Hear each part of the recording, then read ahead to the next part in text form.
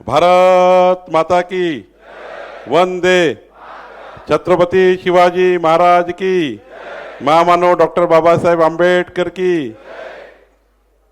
आज नागपूर जिल्ह्याच्या संपूर्ण मतदारांचे आणि नागरिकांचे मी आभार मानतो। नागपूर जिल्ह्याच्या जनतेने माननीय पंतप्रधान नरेंद्र मोदी यांचं सरकार, आपले मुख्यमंत्री देवेंद्र यांचं सरकार, डबल इंजिन सरकारवर विश्वास ठेवून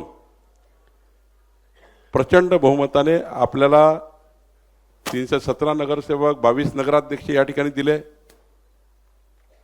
विकसित नागपूर जिल्हा करण्याकरता मतदान झालं।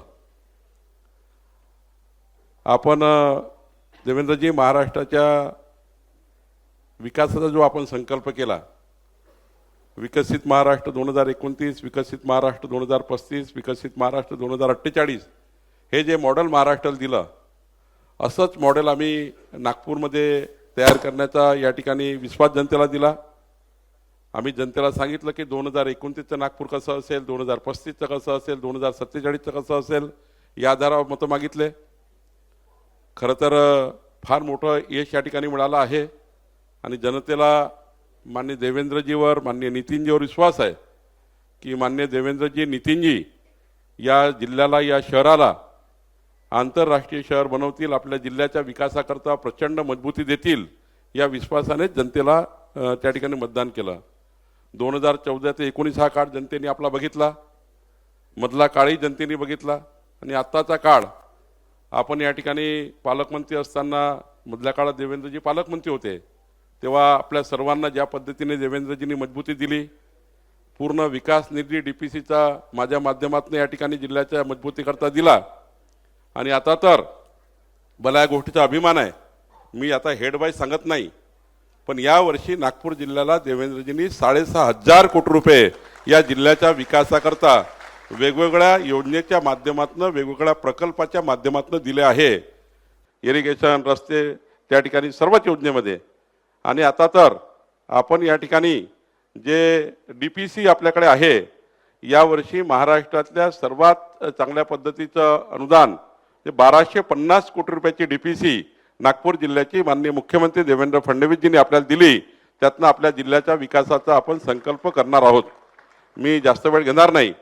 मी खरं तर या ठिकाणी जनतेचे आभार मानताना भारतीय जनता पार्टीच्या, आपल्या संघटनेच्या सर्व कार्यकर्त्यांचे, आपल्या सर्व पदाधिकाऱ्याचे मनापासून आभार मानतो।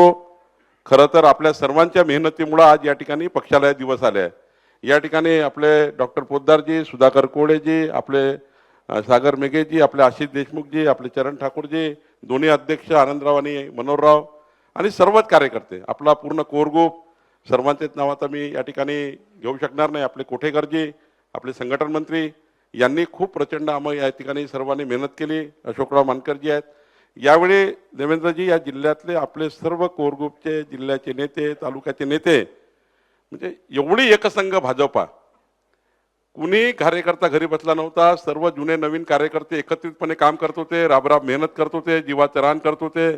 या ठिकाणी रात्रंदिवस थंडीमध्ये फिरत होते। 1-1 वाजता, 2-2 वाजेपर्यंत आमचा कोर ग्रुप बसत होता आणि यातनं मला 2-2 वाजायचे, तेव्हा 2 वाजता आमची बैठक व्हायची। खरं तर खूप मेहनत केली आहे। खरं तर आपल्यावर प्रचंड विश्वास या जनतेने केला आहे। आता जबाबदाऱ्या वाढल्या आहेत। 317 नगरसेवक आणि 22 नगराध्यक्ष आणि विकसित नागपूर हा जो आपण संकल्प केला, त्यामुळे जबाबदाऱ्या वाढलेल्या आहेत।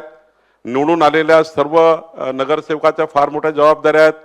नगराध्यक्ष म्हणून आपल्याला आपले शहर चांगले करायचे आहेत। सोबतच आम्ही ज्यांना तिकीट देऊ शकलो नाही त्यांची क्षमा मागणी या ठिकाणी आवश्यक आहे, कारण काही कार्यकर्त्यांना आम्ही तिकीट दिलं नाही, पण त्यांनी भारतीय जनता पार्टीचा आदेश मानून त्यांचे निवडणुकीचे उमेदवारी अर्ज परत घेतले। त्यांचे या ठिकाणी मी आभार मानतो। आणि खरं तर आजच्या निवडणुकीपासून पुन्हा आपल्याला दुसऱ्या विजयाकडे जायचं आहे। हा विजय पूर्ण विजय नाही आहे। आता आपल्याला महानगरपालिकेच्या निवडणुकीच्या तयारी लागायचं आहे आणि नागपूर जिल्ह्यातल्या कमीत कमी 2-250 पदाधिकाऱ्यांनी नागपूर महानगरपालिकेच्या तयारी करता आपल्याला या ठिकाणी काम करायचं आहे। एवढंच नाही तर नागपूर जिल्हा परिषदच्या निवडणुकीचं सुद्धा आपल्याला या ठिकाणी आता तयारी करायची आहे। आणि देवेंद्रजी, मी आपल्याला विश्वास देतो, जसं नागपूर नगरपालिकेमध्ये आम्ही या ठिकाणी उच्चांक गाठला आहे, तो तसाच उच्चांक नागपूर जिल्हा परिषदचा अध्यक्ष सुद्धा भारतीय जनता पार्टीचाच होईल, महायुतीचा होईल आणि आम्ही 2/3 बहुमताने नागपूर जिल्हा परिषद निवडून आणू, 51% मतं घेऊन निवडून आणू. आणि जसं आता आपण या ठिकाणी आम्हाला संबोधित करताय तसंच जिल्हा परिषदच्या निवडणुकीमध्ये सुद्धा आपण या ठिकाणी पुन्हा या ठिकाणी बोलवाल आणि आमचा सर्वांचं अभिनंदन आपण कराल, कारण आम्ही तशी तयारी केली आहे. आम्ही या ठिकाणी तयारीला लागलेलो आहे. खरं तर मी जास्त वेळ घेणार नाही, पण एवढंच सांगतो की आपल्याला आता सर्वांना मिळून पुढच्या काळामध्ये नागपूर जिल्ह्याच्या विकासाकरता काम करायचं आहे. व्यासपीठावरचे नेते, खाली उभे असलेले सर्व नेते, आपण सर्व नेते या ठिकाणी बसलेले प्रमुख जबाबदार पदाधिकारी आहोत, कार्यकर्ते आहोत.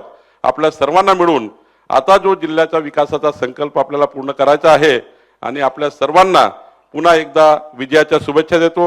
या ठिकाणी देवेंद्रजी आम्ही प्रयत्न केला काटोल जिंकण्याचा, पण त्या ठिकाणी थोडं आम्ही कमी राहिलो. आपले नगरसेवक निवडून आले.